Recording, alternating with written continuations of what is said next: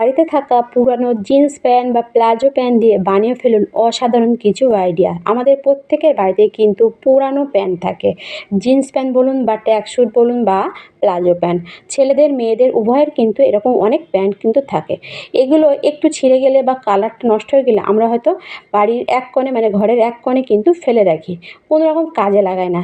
কিন্তু এই ছেঁড়া বা রং ওঠা প্যান্ট দিয়ে আপনারা কিন্তু দুর্দান্ত কিছু জিনিস বানিয়ে নিতে পারবেন কোনো রকম কাটাছেঁড়া ছাড়া। এখানে কিন্তু কোনো রকম সেলাই করতে হবে না বা কোনো রকম কাটাকুটিও করতে হবে না। এরকম কাটাকুটি ছাড়া জিরো কস্টে আপনারা কিন্তু এই জিনিসগুলো বানিয়ে নিতে পারবেন। এই জিনিসগুলো কিন্তু আমাদের প্রত্যেকের সংসারে কিন্তু লেগে থাকে। আর এগুলো কেনার জন্য আমরা অনেক পয়সা খরচ কিন্তু করে থাকি। বাজার থেকে আমরা প্রত্যেকে কিন্তু পয়সা দিয়ে এগুলো কিনি। তাই এই জিনিসগুলো কিন্তু আপনারা জিরো কস্টে বাড়িতে থাকা পুরানো ছেঁড়া প্যান্ট দিয়ে কিন্তু নিতে পারেন মিনিটের মধ্যে। তা চলুন দেখে নেওয়া যাক এটা আপনারা কীভাবে করবেন। তার প্রথমে যেটা দেবেন সেটা হলো প্লাজো প্যান্ট। আমাদের প্রত্যেকের বাড়িতে কিন্তু এরকম ধরনের প্লাজো প্যান্ট থাকে। বড়দের বলুন বাচ্চাদের উভয়ের কিন্তু প্লাজো প্যান্ট আমাদের প্রত্যেকের বাড়িতে থাকে। তাই এর একটু কালারটা নষ্ট হয়ে গেলে বা ছিঁড়ে গেলে আমরা প্রত্যেকেই কিন্তু এটা বাদ দিয়ে দিই। দিয়ে ঘরের আলমারির এক কোণে কিন্তু ফেলে রাখি। এগুলো ফেলতেও কিন্তু আমাদের মন চায় না, সেজন্য কিন্তু আমাদের আলমারির মধ্যে রাখতে হয়।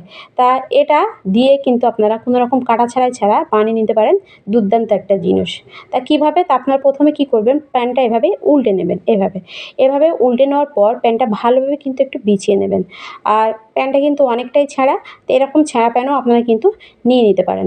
এভাবে বিছানোর পর তারপর আপনারা কী করবেন, এই পজিশন থেকে ভালোভাবে কিন্তু প্যান্টটা এভাবে হাত দিয়ে কিন্তু এভাবে গুটিয়ে নেবেন। তা দেখুন আমি কীভাবে করছি। এভাবে কিন্তু একটু কোঁচা দিয়ে নেবেন এভাবে হাত দিয়ে। এভাবে কোঁচা দিয়ে নেওয়ার পর তারপর আপনারা নিয়ে নেবেন একটা দড়ি বা সুতো আপনারা যা ইচ্ছা কিন্তু নিয়ে নিতে পারেন। নিয়ে এখানে কিন্তু ভালোভাবে একটু গিঁট দিয়ে নেবেন এভাবে। তো এখানে কিন্তু আমি ভালোভাবে গিঁট দিয়ে নিচ্ছি।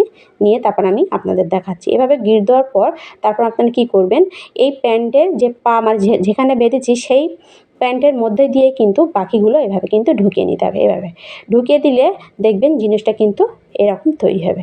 দেখুন এটা কিন্তু একটা বালিশের কভার কিন্তু তৈরি হয়ে গেছে। কোনো রকম কাটাছেঁড়াই ছাড়াই কিন্তু এখানে কিন্তু বালিশের কভার তৈরি হয়ে গেছে। আমরা প্রত্যেকেই কিন্তু বালিশের কভার বাজার থেকে কিনে থাকি, কেননা আমরা অনেকেই কিন্তু বালিশের কভার বানাতে পারি না বাড়িতে, সেজন্য কিন্তু কিনে থাকি। তো এভাবে আপনারা কিন্তু কোনো রকম কষ্ট ছাড়াই প্লাজো প্যান্ট দিয়ে এভাবে কিন্তু বানিয়ে নিতে পারেন।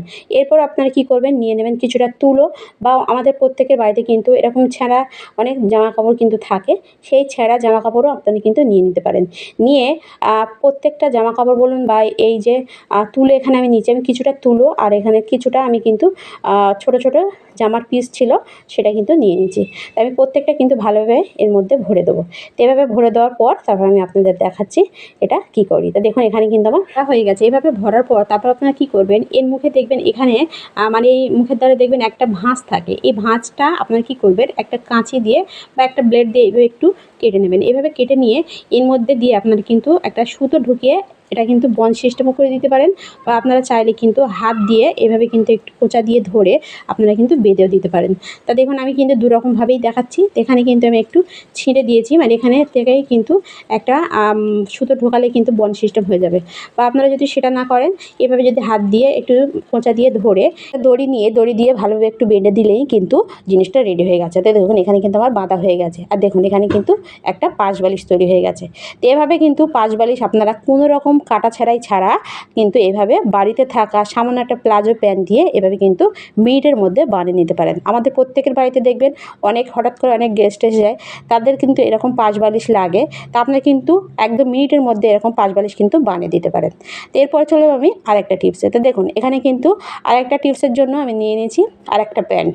তো এরকম ধরনের প্যান্ট কিন্তু আমাদের অনেকের বাড়িতে কিন্তু থাকে। তো এগুলো ছিঁড়ে গেলে আমরা কিন্তু ফেলে দিই। তো এই ছেঁড়া প্যান্ট দিয়েও কিন্তু আপনারা অসাধারণ একটা জিনিস কিন্তু বানিয়ে নিতে পারেন। তা প্রথমে এই প্যান্টটা আমি এটাও কিন্তু ভালোভাবে একটু উল্টে নেব। তো দেখুন এভাবে উল্টে নেওয়ার পর আপনারা কী করবেন, ভালোভাবে কিন্তু প্যান্টটা বিছিয়ে নেবেন। তো এখানে কিন্তু আমি ভালোভাবে প্যান্টটা বিছিয়ে নিয়েছি। এভাবে বিছানোর পর তারপর আপনারা যেটা করবেন, এই যে পায়ের এই গোড়া থেকে এভাবে কিন্তু একটু কোঁচা দিয়ে ধরবেন। কোঁচা দিয়ে ধরার পর একটা দড়ি নিয়ে এখানে কিন্তু ভালোভাবে কিন্তু একটু টাইট করে বেঁধে নেবেন এভাবে। তো আমি এখানে কিন্তু একদিকে বেঁধেছি, আর অপর দিকে মানে এটাও কিন্তু আমি ভালোভাবে একটু কোঁচা দিয়ে এটাও কিন্তু বেঁধে দেবো। দেখুন তো এখানে কিন্তু আমি আরেকটা দড়ি নিয়ে নিয়েছি। তো এভাবে বাঁধার পর তারপর যেটা করতে হবে, প্যান্টটা কিন্তু আবার কিন্তু উল্টে দিতে হবে। তো এখানে আমি একটু বেঁধে নিয়ে তারপর আমি আপনাদের দেখাচ্ছি। তো দেখুন এখানে কিন্তু দুটো মানে পায়ে কিন্তু আবার পাতা হয়ে গেছে। এভাবে পায়ের প্রতিসান বাঁধার পর তারপর আপনারা কী করবেন, সবটুকু এইভাবে উল্টে নেবেন। এভাবে উল্টে বাকিগুলো আপনারা কিন্তু কেটে বাদও দিতে পারেন বা এভাবে কিন্তু না কেটেও ভেতরে কিন্তু ঢুকে দিতে পারেন। তো এভাবে কিন্তু আমি এখানে কিন্তু কেটে বাদ দিইনি, সবটা কিন্তু ভেতরে ঢুকিয়ে দিয়েছি। তো এভাবে ঢোকানোর পর এটা কিন্তু এরকম তৈরি হবে। আর এটা আপনারা কী কাজে ইউজ করবেন? তো দেখুন, আমাদের প্রত্যেকের বাড়িতে কিন্তু অনেক পুরানো জামা কাপড় থাকে, যেগুলো আমাদের আলমারির এক কোণে হয়তো আমরা গাদা করে রেখে দিই। তাই এগুলো দেখবেন হয়তো পুরানো জামা কাপড় বা নতুন জামা কাপড় একসঙ্গে কিন্তু এভাবে মিশে যায়। এতে কিন্তু আমাদের অনেকটা অসুবিধা হয়। তা আপনারা যদি এরকম একটা প্যান দিয়ে বানিয়ে পুরানো জামা কাপড়গুলো এরকম যদি আলাদা করে রাখতে পারেন, তাহলে দেখবেন পুরানো জামা কাপড় নতুন জামা কাপড় কিন্তু একসঙ্গে মিশবে না। আমরা অনেকেই কিন্তু এরকম ধরনের প্যাকেট কিন্তু অনেক সময় বাজার থেকে কিনে থাকি। তো এভাবে আপনারা কিন্তু পুরনো প্যান্ট দিয়ে এরকম একটা জামা কাপড় রাখার অর্গানাইজ কিন্তু আপনারা বানিয়ে দিতে পারেন। আর যেহেতু এটা একটা গার্ডার সিস্টেম, এটা কিন্তু খুব সুন্দর হয়ে গেছে, দেখুন কতটা সুন্দর হয়েছে। আর এটা জামা কাপড় রাখলে কিন্তু আপনারা যদি টানা হাঁচড়া করেন এটা কিন্তু পড়বেও না, যতক্ষণ না আপনারা নিজে থেকে বার করবেন। তো দেখুন জিনিসটা কতটা ভালো তৈরি হয়েছে। তো এভাবে আপনারা কিন্তু পুরোনো প্যান দিয়ে এরকম অর্গানাইজ কিন্তু বানিয়ে নিতে পারেন। তো ভিডিওটি পর্যন্ত ভালো লাগলে লাইক কমেন্ট শেয়ার করতে ভুলবেন না। আর টিপস দুটোর মধ্যে কোনটা ভালো লাগলে অবশ্যই কমেন্টে জানাতে ভুলবেন না। দেখা হবে নেক্সট ভিডিওয়। বাই।